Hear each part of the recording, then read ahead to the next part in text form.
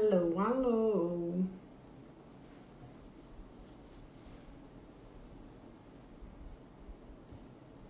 Vamos esperar.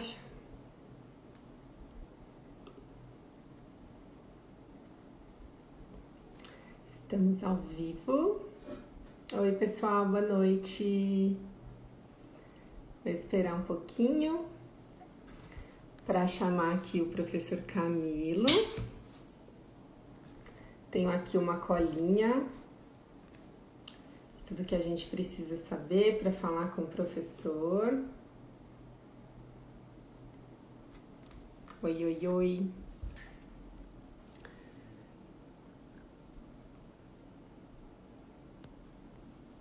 Deixa eu ver, já o professor entra. Boa noite, boa noite.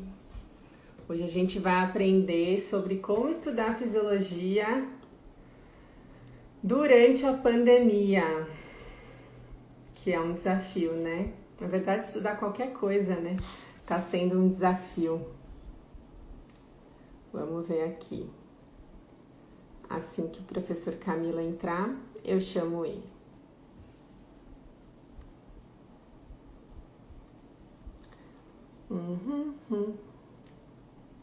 Vocês estão me ouvindo bem?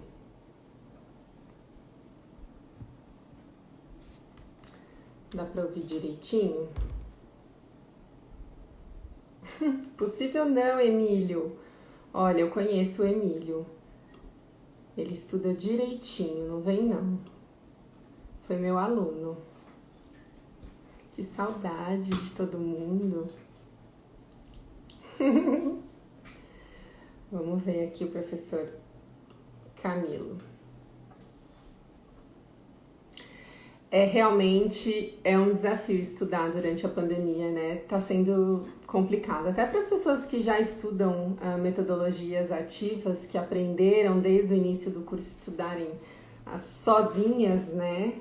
Entre aspas, acho complicado. Ana, seu sonho é fazer um mestrado em fisiologia? Então fala com a gente sabe o caminho, a gente pode te ajudar. Tá bom?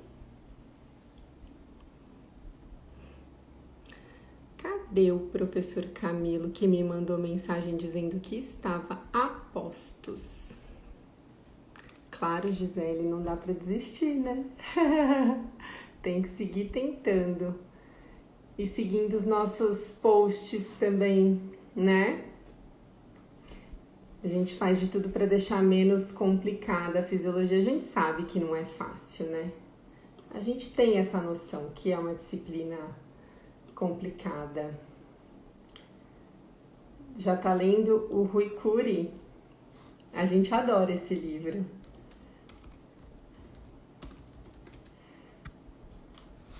A gente gosta porque é um livro que foi escrito pelo pessoal lá do departamento, né? Professor Rui e professor Procópio. Ambos já se aposentaram, mas os professores lá do departamento de Fisiologia e Biofísica que ajudaram a escrever, né? Inclusive eu escrevi um capítulo desse livro junto com o meu, na época, orientador, né? Professor Wagner Antunes. A gente escreveu o capítulo de controle da pressão arterial. E eu espero que você goste, Ana, você que tá lendo.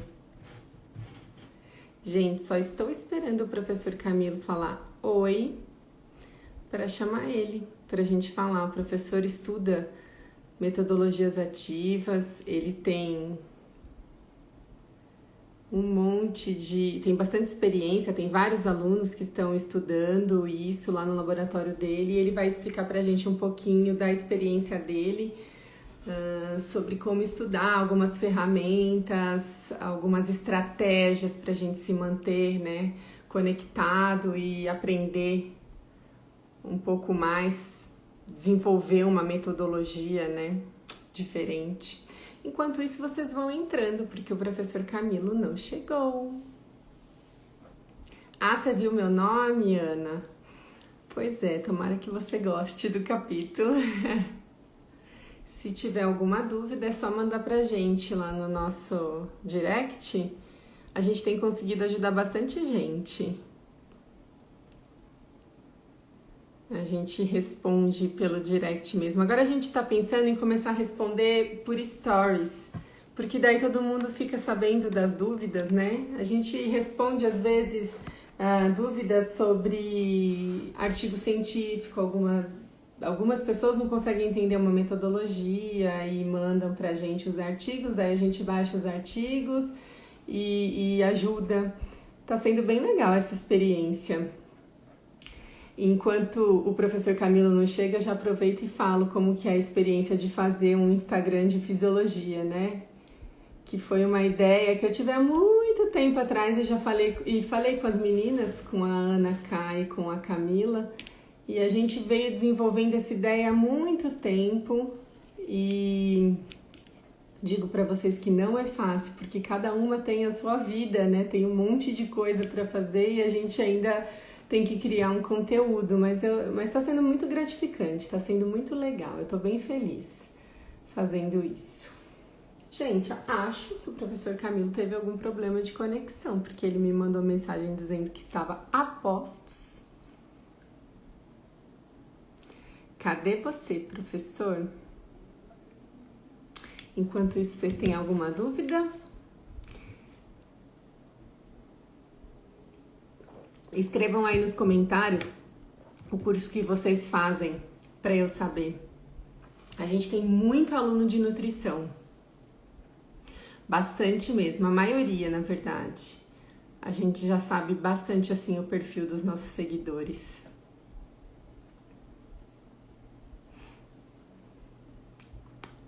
Vamos ver se o professor Camilo tá chegando na área.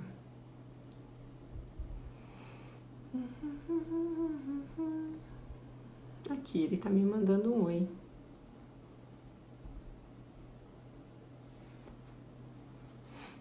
Deixa eu avisar ele.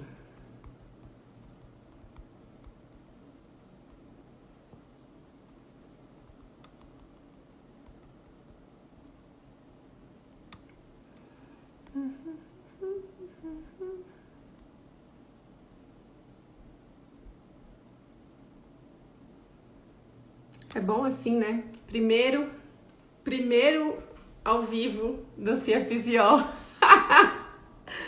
Claro, né?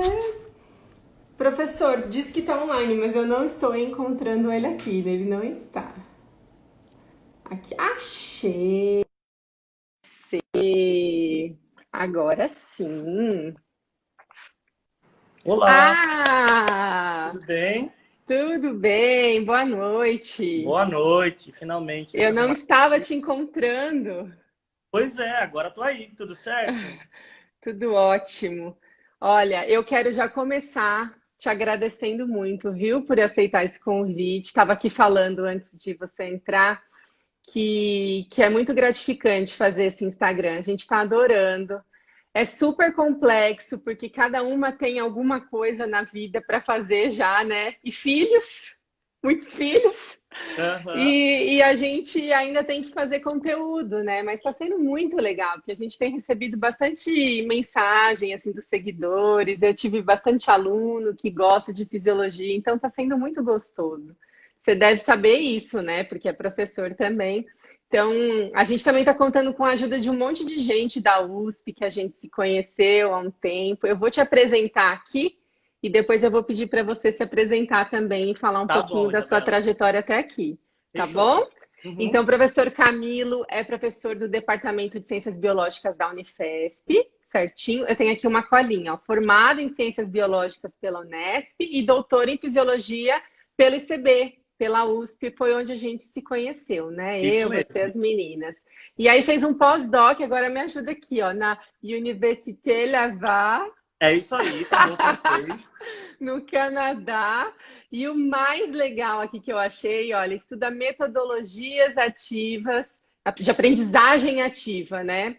Eu tive o prazer de dar aula em metodologias ativas. É um super desafio, porque a gente teve que começar a aprender junto com os alunos. Os alunos ainda têm um pouco de dificuldade de aprender assim, porque veio de um sistema que o professor falava lá na frente.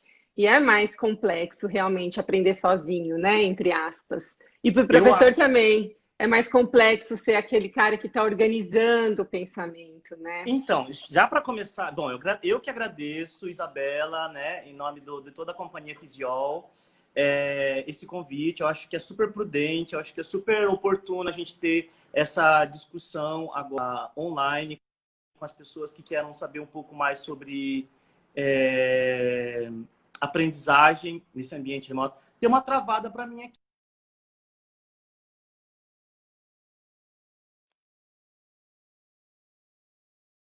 Ou tá travando? Tá, Oi? tá pausando um pouquinho para mim.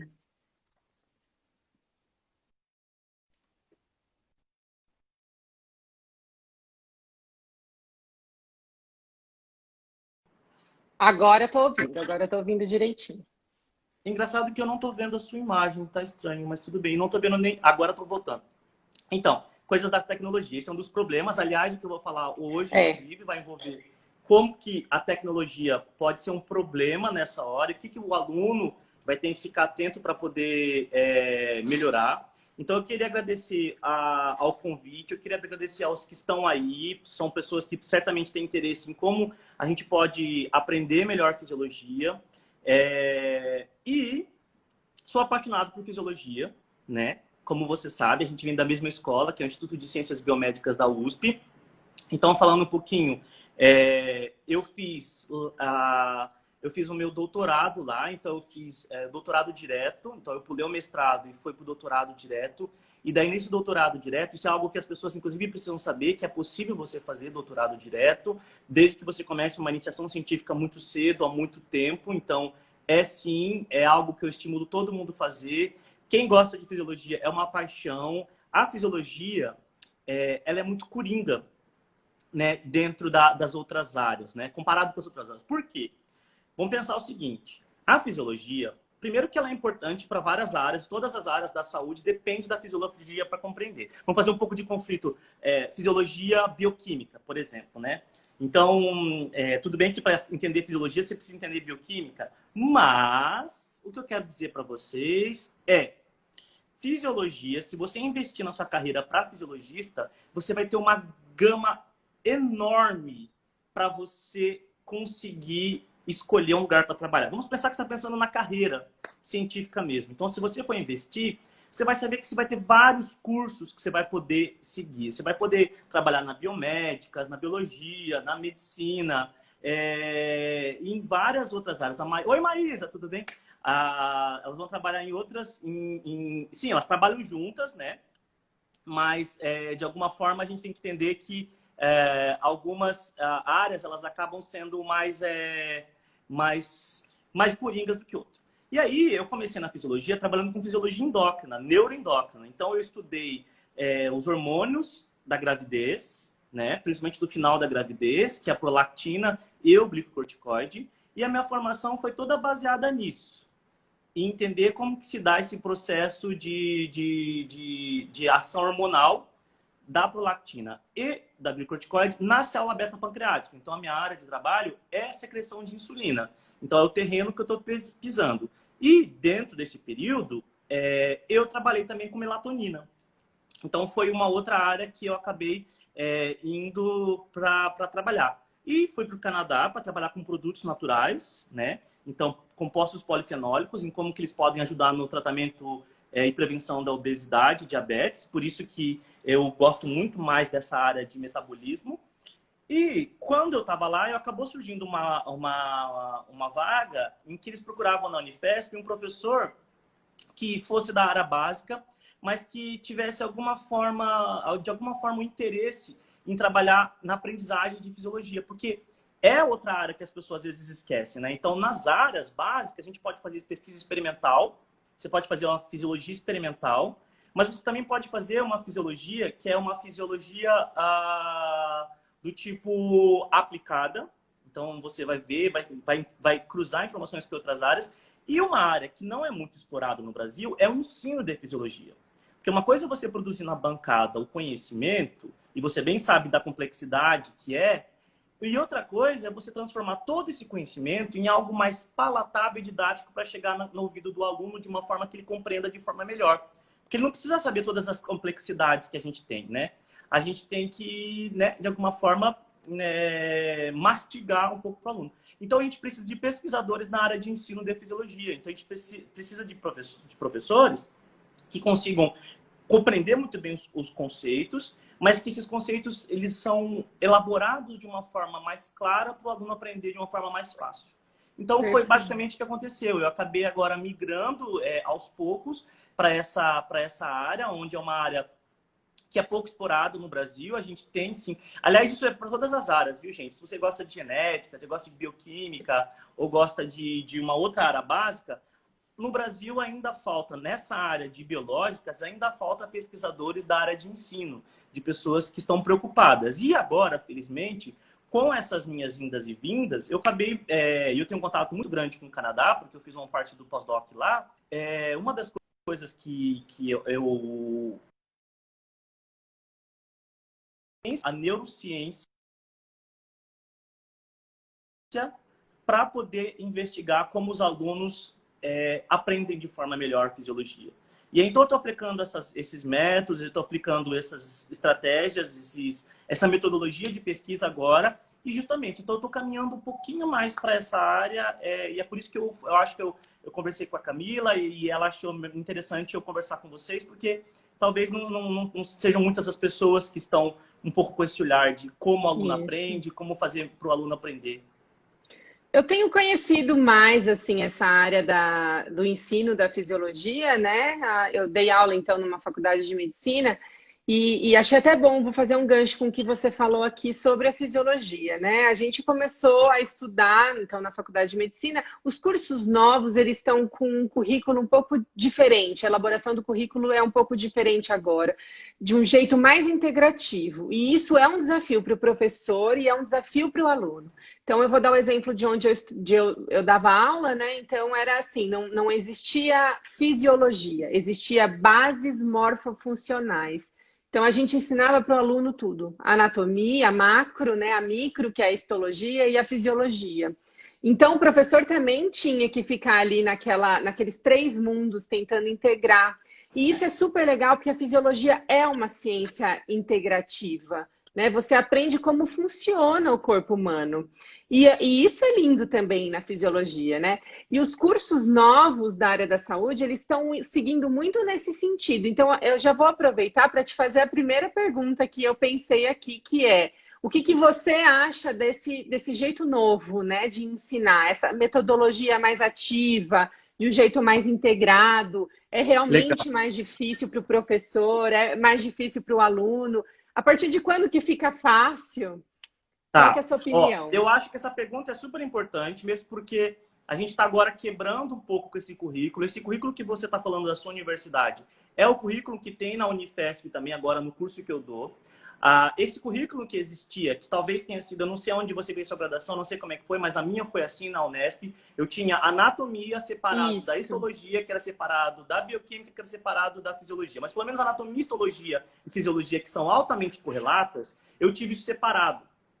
O mundo já aprendeu que isso é um erro, ensinar as três separadas. Então, os cursos que estão adotando estas três disciplinas já de forma integrada, e você conseguir fazer isso com outras, é ainda melhor, mas não é sempre que os currículos permitem, mas o mundo está fazendo isso. Então, eu, por exemplo, eu não dou aula só de fisiologia. A minha vaga, eu tenho que dar o conteúdo de anato, de histo e de físio integrado. Eu, o único professor, Isso. dividido com os outros professores. Único.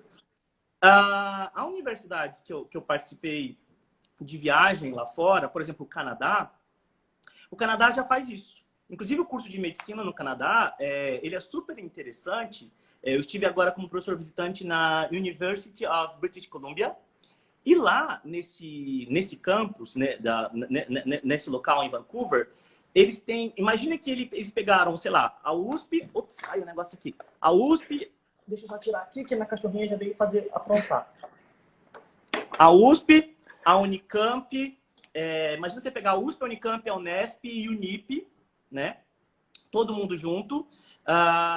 E agora, eles têm um curso que é integrado das disciplinas e dos campi. Então, é uma outra tendência, por exemplo, vamos supor que eu dou aula no meu curso, mas a minha universidade tem a parceria com a sua universidade. Eu sou especialista na parte endócrina, você é especialista na parte de pneumo, vamos dizer assim, de resp. E aí, os alunos estão numa sala de aula assistindo integrado o meu conteúdo, eu dou a parte de endócrino, porque eu sou especialista, mas todos os outros de outras universidades estão assistindo ao mesmo tempo, podendo fazer pergunta, porque não tem esse sistema interativo, e foi fantástico, foi o que eu vi. E você, quando fosse o bloco de respiratório, é você quem daria agora os meus alunos que assistiriam aula com você, porque você é mais especialista. Então, isso está virando uma tendência. Outra coisa que ficou claro também nesses cursos eles estão ajustando muito a básica com a aplicada. Então, na mesma aula, o aluno pegou, por exemplo, tireoide. Eu assisti, inclusive, esse momento. Veio um cara, me deu uma aula de anatomia do tireoide em 2 horas. Depois eles mudaram de uma disciplina que era a de histologia de tireoide, eles fizeram no mesmo dia. Veio um cara e falou de fisiologia da tireoide e eles acabaram com o ultrassom da tireoide, porque era aula na medicina. Então, perceba, a tendência é fazer essa integração cada vez mais. A tendência é colocar, alinhavar esses conteúdos, porque o aluno não pode pensar. E aí que está o grande erro da antigamente, a gente colocar nas suas caixinhas, o aluno agora precisa aprender os nomes para depois aprender como é que funciona. Não. Aprendeu-se pelas pesquisas que é melhor que enquanto você já está aprendendo como funciona, você já aprende o nome.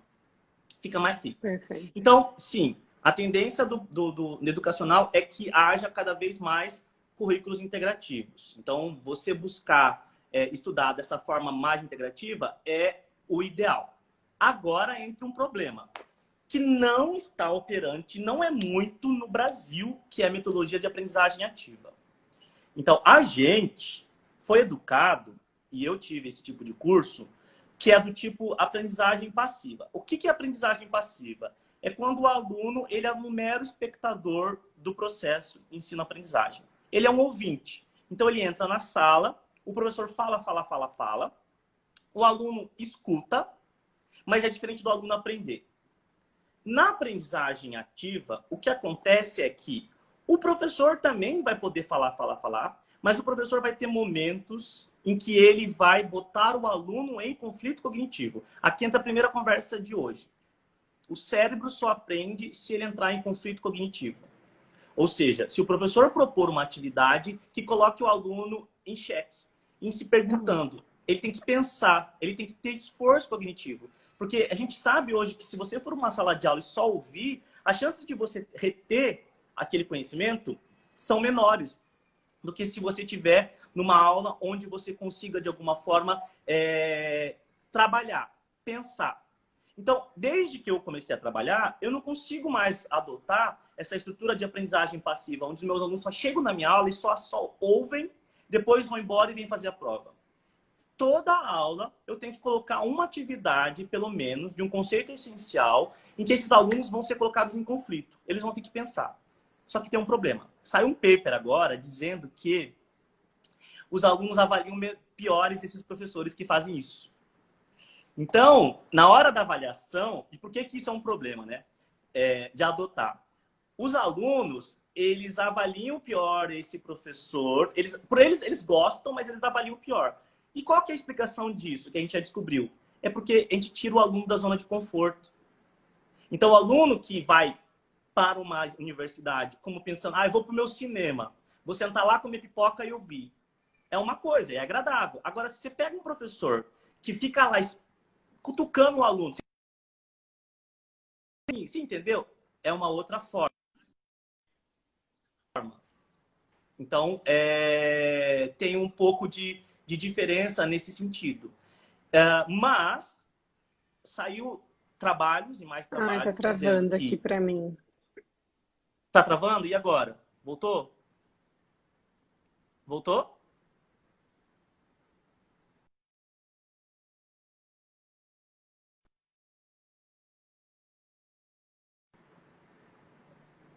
Tá, voltou, Isabela? Voltou. Travou algumas vezes. Tá. Mas agora eu tô te ouvindo. Nem lembro de... Não lembro de... Bom, então, a gente estava falando da zona de conforto, né? A gente tira o aluno da zona de conforto, ele avalia mal o professor e isso é um problema. É um problema para o professor, mas no final da história, esse estudo demonstrou que esse aluno que criticou pelo professor que tirar ele da zona de conforto é o que mais aprende. O trabalho científico Tá. mostrou isso. Ele aprende mais. Então, os resultados têm demonstrado que o que a gente quer é... A gente tem dois perfis de interesse, né? A gente quer que aquele aluno aprenda para fazer a prova e passar na prova, ou você quer Sim. que aquele aluno aprenda e fique ao longo da sua vida profissional com aquele conteúdo bem assimilado. É isso que a gente quer enquanto profissional. Sim. E é E a... incrível como dentro dessa área básica a gente consegue, de fato, aprender de um jeito que a gente lembra para sempre. Eu lembro de algumas coisas que eu aprendi há muito tempo, que são aquelas coisas exatamente que foram colocadas para mim junto com a prática, né? E é Pois assim que é. está o currículo agora. Então, você ensina, no seu caso, você deu o exemplo da tireoide, mas você já ensina uma doença, porque o aluno, ele quer saber como é que vai ser a aplicação daquela fisiologia, né? O Boron, eu sempre falei isso para os alunos, que falava que a fisiologia, a medicina é o estudo da fisiologia que deu errado. E eu Exato. sempre falei isso para os alunos: se você souber fisiologia, você sabe aplicar em todas as áreas. Você conhecendo o que está certo, você sabe quando deu errado. Então, eles me traziam vários problemas que eles viam no hospital e a gente conseguia resolver numa aula de fisiologia. Que, de fato, né, tirava eles da zona de conforto, é difícil, tem que trabalhar mais. Medicina, por exemplo, é um curso que eles ficam o dia inteiro estudando, é cansativo. Mas, de fato, você aprende muito mais, né? Eu Agora, acho. agora a Porque gente ainda está mudando isso, né? tá Porque mudando porque tem uma cultura que, a primeiro, as universidades elas ainda não abraçaram a causa de que tem que ser metodologia de aprendizagem ativa. Os professores ainda não, e aí tem um problema, porque na pós-graduação a gente não é formado para esse tipo de pedagogia. não. A gente ainda é formado, se a gente for pensar na pós-graduação, onde você tem aquela coisa, pesquisei, agora vou para um congresso, congresso é aprendizagem passiva, você fala, fala, fala, de Sim, vez em quando tem pergunta. Mas, então a gente não tem essa formação. Então agora os cursos de pós-graduação deveriam inserir dentro das suas formações algumas atividades do tipo de aprendizagem ativa, para que agora, isso é fato, a gente ensina como a gente aprendeu. Se eu só tive professores com aprendizagem passiva, a tendência é que eu seja um professor no futuro só de aprendizagem passiva. Tá? Agora, se eu for exposto à aprendizagem ativa, eu crio um repertório novo e eu vou querer colocar essa aprendizagem ativa. Isso vai fazer, então, com que eu mude a minha forma. Agora, eu posso falar por mim. Eu tenho convicção e evidências científicas de que, sim, os alunos retêm melhor o conhecimento quando a aprendizagem ativa. Os alunos, eles conseguem elaborar processo. E outra coisa que os trabalhos demonstraram sobre a aprendizagem ativa. Uma das coisas que ela tem o papel, ela reduz o que a gente chama de gap educacional. Então, eu não sei como são as suas turmas, Isabela, mas na minha, na Unifesp, a gente tem desde aluno que veio de uma escola pública com déficit de aprendizagem, até aluno que veio das melhores escolas, por exemplo, de São Paulo. Extremamente competentes as escolas, né? Desse ponto de vista. O que acontece é que a aprendizagem ativa, ela reduz essa diferença. A aprendizagem passiva prioriza quem está no topo. A aprendizagem passiva, ela só dá mais vantagem para quem já sabe da base.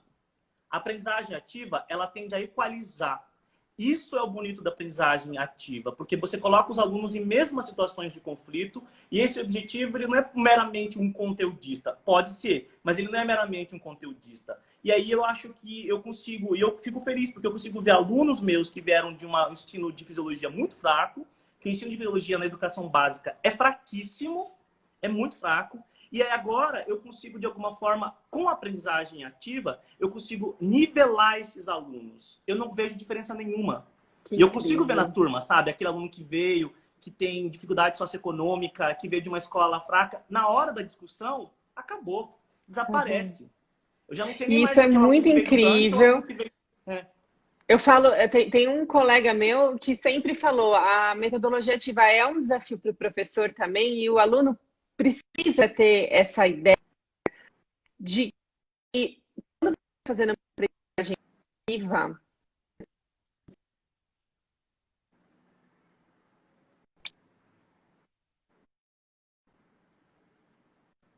Travada para mim aqui. ouvindo, Mas agora foi. Voltou. Que pena, tem alguma coisa errada com a nossa conexão.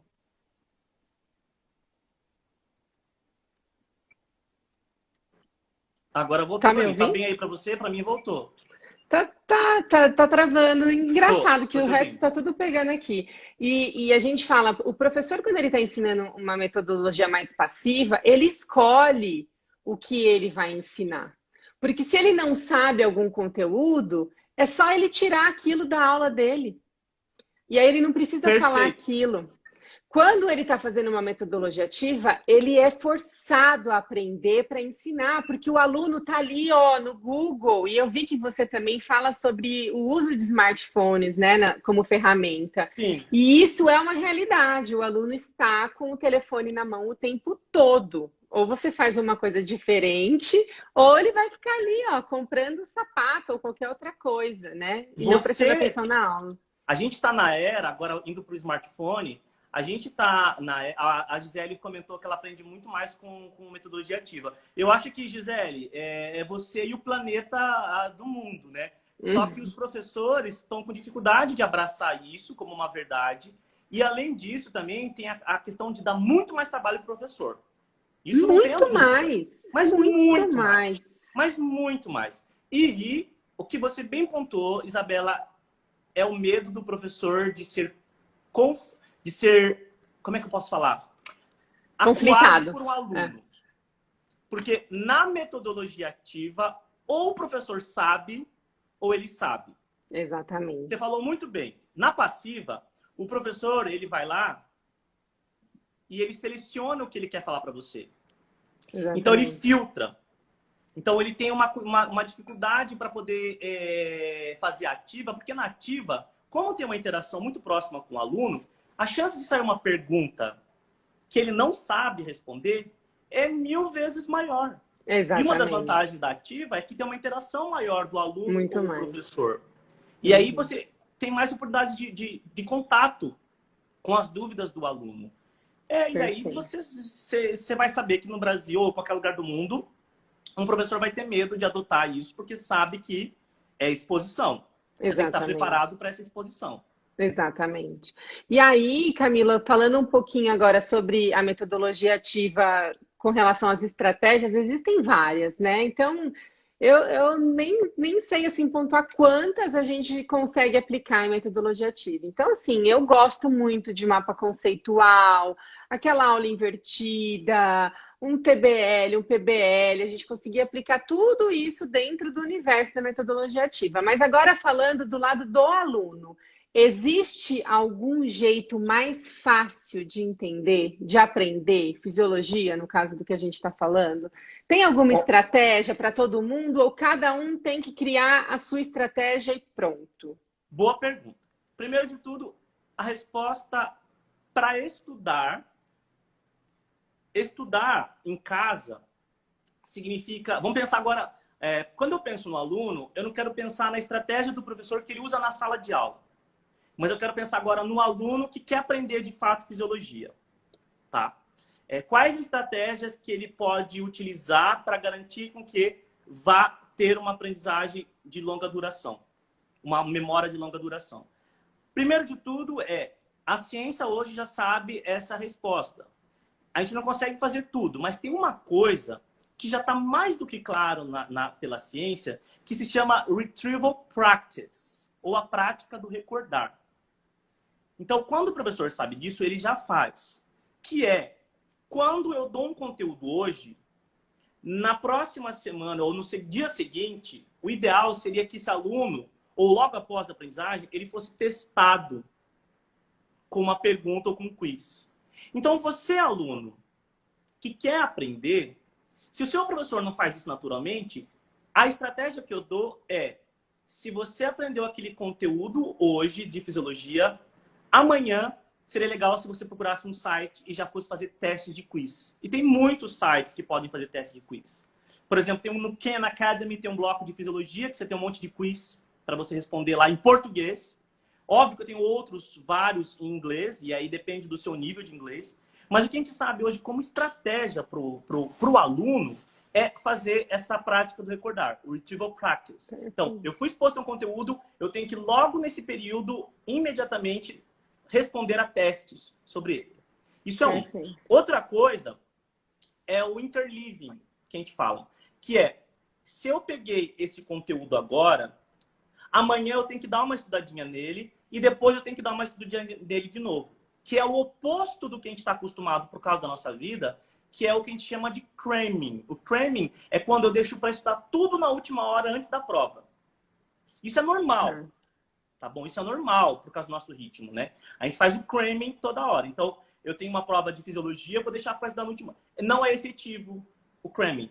O melhor é fazer o interleaving, ou seja, eu pego um pouquinho aqui, eu pego um pouquinho aqui, ou pego um pouquinho aqui. Na verdade, isso daí é intercalado com outras matérias e eu vou fazer o spaced learning. Esse spaced learning é eu pegar um pouquinho, num tanto, e dividir esse spaced learning, é dividir aquele conteúdo ao longo do período para eu poder conseguir, de alguma forma, aprender. Então, se você fosse para uma competição, é a mesma coisa. Se você fosse para uma competição de levantamento de peso, não é você conseguir levantar 100 quilos de uma vez, mas é melhor você levantar 1 quilo 99 vezes até você ganhar estrutura muscular para conseguir levantar esse 1 quilo de uma vez. Se você tentar levantar esses 100 quilos de uma vez, você não tem estrutura. Quando você faz o spaced learning, você vai colocando estruturas ao longo do processo. Então, é essa dica que eu dou, né, para os alunos que estão hoje. No período da pandemia dá para você fazer isso, esse retrieval practice. Se o seu professor já não faz isso, inclusive pode pedir pro professor, vai lá dar trabalho para ele, né? Mas... O Google disponibiliza a ferramenta para o professor, né? Então, a gente, por exemplo, faz muito pós-teste, que geralmente a gente faz, que eu gosto muito também, e é uma ideia para os alunos de fisiologia, se a sua faculdade não faz isso, conversar com o professor, e eu gostava muito de fazer isso dentro da metodologia ativa, mandar para o aluno, com antecedência, algumas questões que eu chamava de questões norteadoras. E aí o aluno já estudava o conteúdo que a gente ia ver na próxima aula, ele já vinha estudado. Então, eu não preciso passar 2 horas falando, ele já sabe do que a gente vai falar. Legal. Lá ele responde um caso clínico norteador e depois eu faço ali alguma explanação teórica de 40 minutos estourando e depois a gente ainda faz mais atividade. No final da aula, a gente faz um pós-teste. E aí, esse pós-teste, a gente conversa com o aluno. Por que está certo? Por que está errado? O que você podia ter respondido aqui? Eu acho isso incrível. Se fosse assim na minha época, acho que seria muito mais fácil. Isabela, por que isso funciona? Se a gente pensar em ciência da aprendizagem, aquilo que você falou, por que isso funciona? A sua metodologia está adotando o que a gente chama de flipped classroom, que é a sala de aula invertida. Ou seja, o aluno já tentou entrar em contato com aquele conteúdo antes da aula do professor. Então, já tem um princípio aí de algo que já foi testado e é interessante. Só que o que está de mais bonito daquilo que você falou foi que, nesse seu pós-teste, você faz uma coisa que é essencial para a aprendizagem. Se chama feedback. Então, aluno para aprender precisa ter feedback de professor. Ele, primeiro de tudo, ele precisa errar. Porque só errando que a gente consegue aprender. É difícil pensar nisso, né? Mas eu preciso errar. Eu preciso me ser exposto. Parece clichê, né? Mas de fato é verdade. É até contraditório. Nossa, como para aprender eu preciso errar? Porque só o professor sabe ali e vai conseguir ter condições de que quando você errou, muitos alunos não sabem por que errou. E aí é um problema de metacognição, que é onde eu estou errando? Não pode ter medo de perguntar. Não pode ter medo de perguntar. Isso mesmo, Francine. Oi. Não pode ter medo de perguntar. A ideia, e aquilo que você falou, Isabela, no seu pós-teste, é que você está dando algo que é elementar no processo de aprendizagem, o feedback. Falar para esse aluno, olha, você errou porque você pegou o caminho da esquerda e não o caminho da direita. Se você pegasse o caminho da direita, você teria acertado. Aí o aluno faz um estalo, dá uns insights na cabeça do aluno. Exatamente. E ele começa a pensar. Então, eu acho que a metodologia que você falou aí, que você citou, ela é super adequada para a promoção da aprendizagem. E, novamente, eu falo, a gente tem a fisiologia para aprender para a prova e a fisiologia para a gente aprender para a vida. O professor tem que estar preocupado para colocar nesse aluno esse querer aprender para a vida, né? Para a vida toda, que a gente chama, que é o Sim. lifelong learning. Todo mundo está falando. O professor bom é aquele que consegue botar aquela aprendizagem e faz com que o aluno queira aprender fisiologia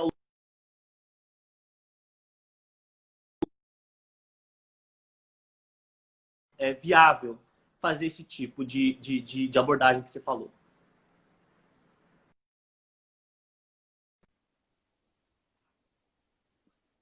Uhum. Perfeito. Você está me ouvindo bem, Camilo? Agora tô. Deu uma bloqueadinha, mas agora tô. É que tem algum de nós, Está não me sei se é ouvindo eu ou você, tá com direitinho? Às instabilidade na vezes, para mim, internet. falha um pouco a conexão. É. Parece que a conexão tá fraca. Tem uma perguntinha lá no chat, ô Isabela. Pois é, e aqui para mim tá parecendo que tá tudo direitinho. Aqui Tá me também, pra mim, ouvindo? tá bonitinho também. Tô vendo.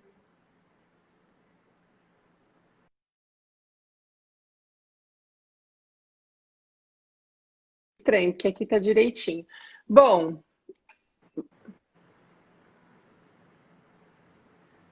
vamos ver se eles respondem para a gente. Enquanto isso, Camila, eu queria que você falasse um pouquinho sobre o que é a teoria da aprendizagem, que eu vi que você sabe bastante disso, dei uma olhada lá no seu currículo e acho que é importante para a gente falar aqui, do que a gente está falando sobre aprender, né? O que é a teoria da aprendizagem? Na verdade, Isabela, eu acho que essa teoria da aprendizagem, para esse momento da pandemia, o que fica mais importante para os alunos é a teoria da carga cognitiva ou do esforço cognitivo. Essa Perfeito. teoria é o que mais conta. Então, o que é essa teoria da carga cognitiva? Né? Então, um pesquisador chamado John Sweller, ele estudando princípio de neurociência, onde a gente tem uma memória de trabalho. Essa memória de trabalho é a capacidade que esse nosso cérebro tem de manter conteúdos em manipulação neuronal, vamos chamar assim, ou seja, eu estou guardando uma certa informação para trabalhar essa informação. Muito bem. O que acontece é, quando eu tenho um material didático que é extremamente mal elaborado, eu aumento essa carga que impacta na memória de trabalho, tá? Então, ele impacta na memória de trabalho. Então, se ele impacta na memória de trabalho, eu tenho menores chances desse aluno conseguir montar os bons esquemas para aprendizagem. Então, essa teoria do esforço cognitivo, o que os alunos precisam saber quando está estudando? No ensino remoto, a atenção é tudo na aprendizagem. Para eu aprender, o primeiro momento é a via sensorial, ou seja, aquilo que eu estou ouvindo, estou vendo, eu preciso ter um bom filtro para aquilo e eu preciso, de alguma forma, conseguir selecionar a informação por atenção. E aí eu posso processar na minha memória de trabalho. Qual é o problema da pandemia? O problema da pandemia é o material que o professor está usando. Então, se o professor não fez um bom vídeo, vai dificultar para esse aluno. Primeiro de tudo, esse aluno, como ele já sabe que é baseado na memória de trabalho e na atenção, ele tem que tirar todos os elementos que vão perturbar a atenção. Então, vamos supor que está lá na pandemia, você tem um computador, mas você quer colocar o seu smartphone do lado para ficar no computador olhando o professor, mas de olho aqui no seu WhatsApp. Errado. Bem, não dá. Esta geração tem a mania de achar que é multitasking, multitarefa. Não. Nós, seres humanos, não somos multitasking.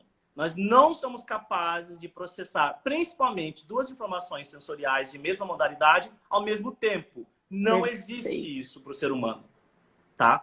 Perfeito. Então, se você tem que prestar atenção no professor, pega o seu smartphone, vira, Vira ele. desliga, bota em outro canto. Beleza. Quer ver outra coisa que está aumentando o que a gente chama de carga externa, que prejudica a aprendizagem? Eu estou lá na plataforma com o meu professor, e aí tem um chat comendo solto. Então, o chat é uma via de aumentar a carga cognitiva externa. Porque você não sabe se você dedica a sua atenção para o fuzuê que está rolando no chat ou para a aula do professor que está lá rolando. Então, precisa ficar atento a isso para você, enquanto aluno, conseguir tocar a chave do não vou prestar atenção nesse chat agora, a menos que eu tenha uma pergunta. Porque a gente sabe que numa sala de aula vai ter aquele aluno que ele gosta de perguntar, porque ele precisa se autoafirmar. Nós temos vários tipos de aluno. Um desse tipo de aluno, de perfil de aluno, é aquele que é o da autoafirmação. Ele vai precisar se expor para a turma para mostrar que ele sabe alguma coisa, ele vai precisar perguntar constantemente. Pois bem, é importante que pergunta? É necessário que todos os alunos perguntem sim e usem o chat. Mas você tem que ficar atento para, quando eu estou na aula, o chat, eu tenho que bater o olho no chat e voltar para a aula. Outra coisa na pandemia, que envolve a mesma coisa, que é essa divisão da aprendizagem, é o local onde você estuda. Se você vem de algum lugar que, felizmente, você tem essa chance de estar num lugar mais calmo, que consiga se isolar, faça isso. Não tente achar que você consegue ter a aula daquele professor de fisiologia na sala da tua casa, com a sua mãe do lado limpando os móveis. Não dá. Isso vai aumentar a sua carga cognitiva. Porque você vai prestar atenção aqui, mas o fundo, o background, está tentando roubar a sua atenção. Perfeito. Não Isso dá. é muito incrível, porque também tudo que a gente está falando aqui ainda é uma questão de cultura também, eu acredito. Porque é o seguinte, até quem me pergunta se a live vai ficar salva, vai ficar salva, porque meu marido precisa ver que a gente não consegue prestar atenção em duas coisas ao mesmo tempo. E isso é o ser humano, porque às vezes ele fala o seguinte, mas mulher não consegue prestar atenção e eu não consigo. Eu não consigo, porque quando eu estou prestando atenção em uma coisa, eu estou concentrada e eu sou assim. E a minha filha fala, mãe, olha aqui, não preciso olhar, só fala. Não, eu preciso olhar. Então eu falo, eu tenho 5 minutos para olhar para você e prestar atenção. Porque eu não consigo estar em dois. Eu e o mundo inteiro, nós não conseguimos. Ah, mas a gente consegue fazer 3 coisas ao mesmo tempo. Mas nada bem feito. Você Exato. pode até fazer, mas você não vai fazer nenhuma das 3 bem feitas. Exato. Então, ou você presta atenção na aula, ou você presta atenção em outra coisa, porque as duas coisas não vão ficar bem feitas ao mesmo tempo. Não dá. Parece óbvio, a gente acha que consegue, mas não consegue. Reserva o tempo que você tem para estudar. Presta atenção na aula. E depois, no seu intervalo, você presta atenção só no que você está fazendo. E aí você vai conseguir tirar o máximo das duas coisas que você quer fazer. Não dá para fazer ao mesmo tempo. A gente gosta de achar que nós conseguimos fazer as duas coisas ao mesmo tempo. É normal do ser humano. A gente fala, nós somos tecnológicos, dá para fazer tudo a hora que quiser. Só que tá claro para a ciência que não é possível. O nosso cérebro, quando ele vai chegar nessas vias de recepção, em processos neurais mais elaborados, ele fica fazendo um switch. Ele não consegue fazer as duas coisas ao mesmo tempo. Por exemplo, eu estou aqui prestando atenção em você, e aí tá rolando uma conversinha aqui, eu quero prestar atenção lá. Então o seu cérebro, ele não é que o seu cérebro, às vezes as pessoas acham que o meu cérebro faz isso, ó. Ele pega a informação de lá, a da aula e faz assim, ó, tudo junto. E sobe para processamentos neurais mais superiores. Não! O cérebro faz isso.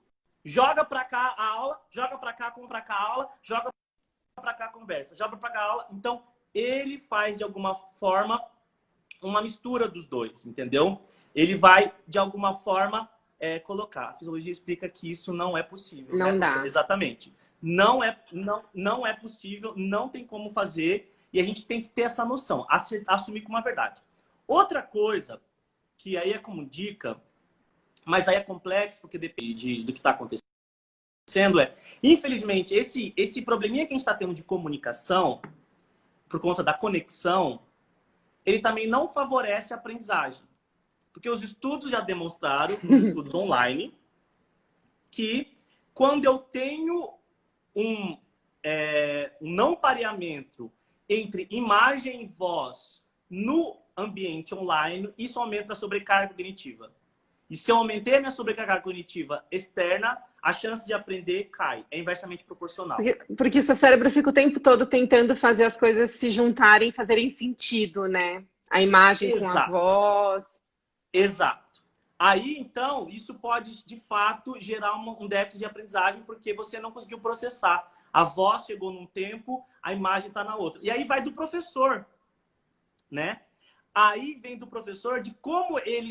alguém fala assim, sai da aula cansado. A gente só sai de uma aula cansado. Por que a gente sai cansado? Porque o esforço cognitivo foi muito elevado.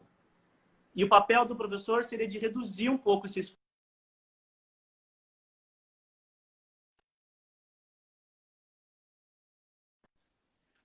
Pois é, que triste.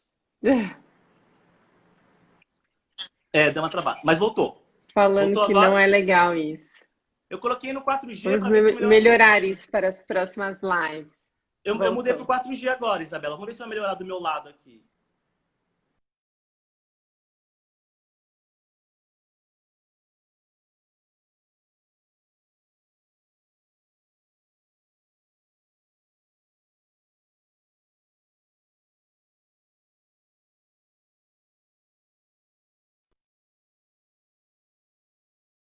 Tal, parece que é lá.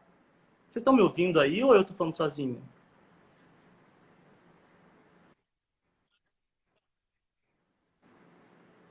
Mudou? Deu uma travada. Pior que eu não sei de qual lado que é.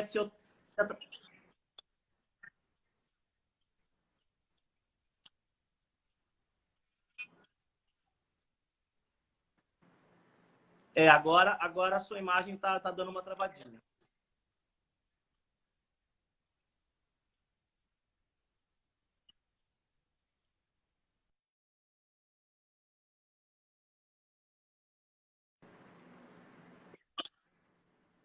Eu acho que... Então vamos lá. Vamos continuar essa conversa que está interessante aqui. Nós estamos... Tô vendo sim. Então tá. Tô vendo Mesmo sim. alguma Vamos coisa ficar do mais jeito que a gente está. central. Tá, A perfeito. sensação que eu tenho... A sensação que eu tenho é... eu acho que, sei lá, eu acho que tá travando do seu lado aí, Isabela. Bastante. Gente, que coisa doida! Eu tô vendo tudo normal. Bom, vamos lá. Ninguém? Vamos continuar essa conversa que tá Isso, se interessante. estão te ouvindo, tá bom.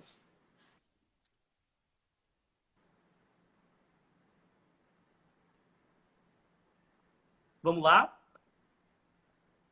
Eu tô vendo tudo normal. Será que ninguém tá me ouvindo? Porque pra mim tá super normal. Bom, vamos Vocês estão tocar. me Tá vendo? aparentemente tá normal. Eu tô Toca, toca. normal. Então pronto, continue. Eu Vamos tô... tocar. Então vamos.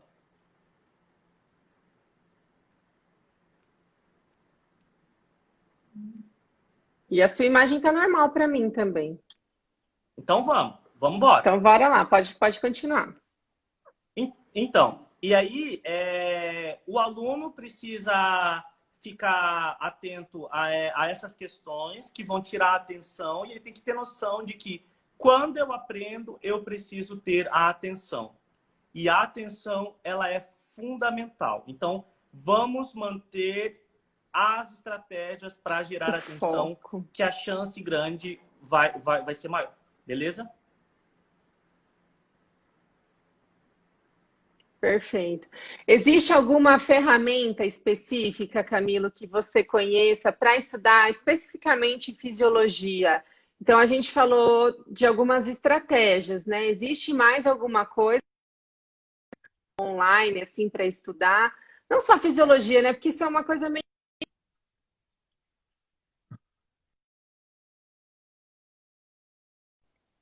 Co-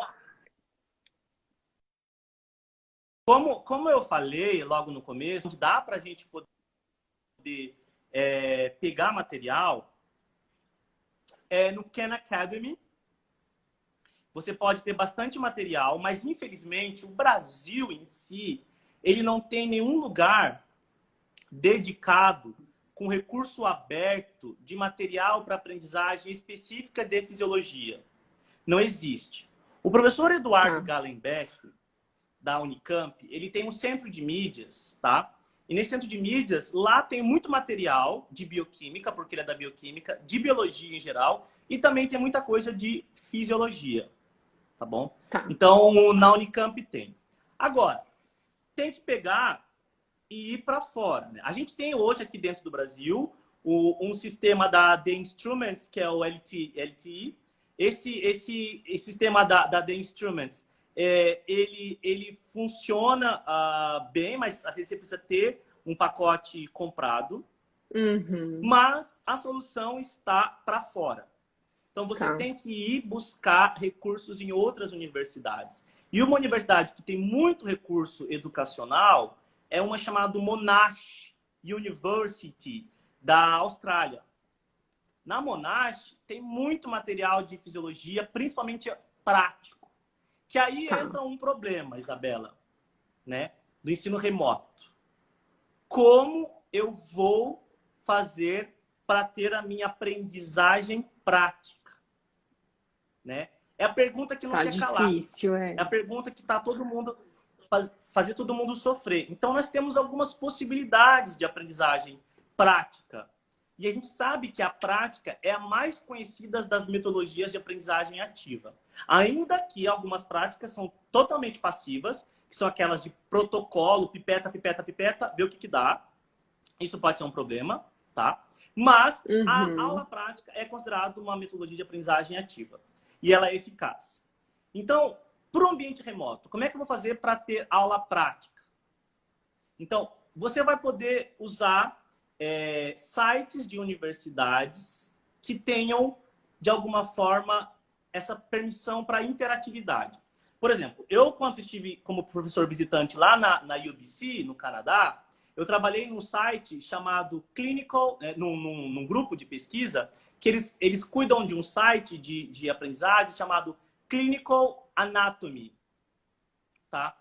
Então, esse Clinical Anatomy, o site é clinicalanatomy.ca, clinicalanatomy.ca ou neuroanatomy.ca. Tem um monte de recurso lindo para você aprender e para você mexer. Inclusive, tem um módulo que eu criei lá agora de neuroendocrinologia.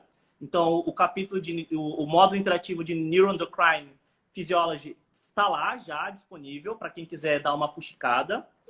É super interessante. Então, eu tentei trabalhar ritmos biológicos de uma forma que fosse mais interativa. Lá tem um monte de material 3D. Aliás, o professor na aprendizagem prática ele vai ter que explorar um material de realidade aumentada.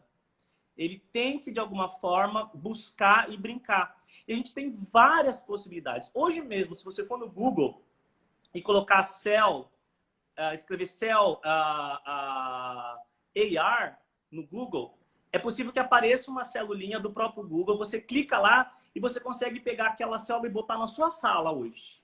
E brincar com seus filhos, e brincar com você mesmo, de ver aquela coisa de realidade aumentada. A realidade aumentada é quando você pega um objeto digital, virtual, e coloca em contexto do ambiente que você está, do ambiente real.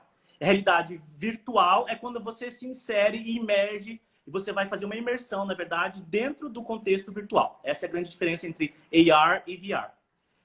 E também, na Monash University, você vai ter um monte de curso para fazer aula prática. Agora, tem uma coisa, Isabela, que eu trabalho muito desde que eu pisei numa sala de aula com professor de fisiologia, que é o laboratório de aprendizagem móvel. Então, isso aqui é um laboratório, o smartphone. Então, eu tenho muitos aplicativos aqui que podem coletar variáveis fisiológicas e funciona super bem isso como uma ferramenta de estratégia didática.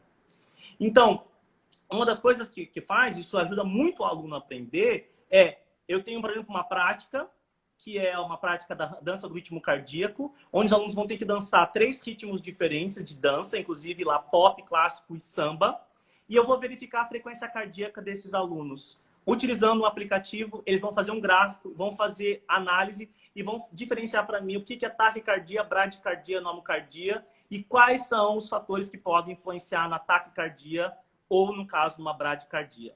Então, perceba, eu usei um smartphone para coletar o dado. E a gente pode, inclusive a gente publicou agora na revista, na Advances, daí vocês podem procurar, se chama... Na última edição da Advances, está lá o paper, eu com o professor Fernando Abdulkader, do ICB, a gente publicou lá, e dá para fazer aula prática de renal com smartphone. Eu consigo trabalhar com o aplicativo,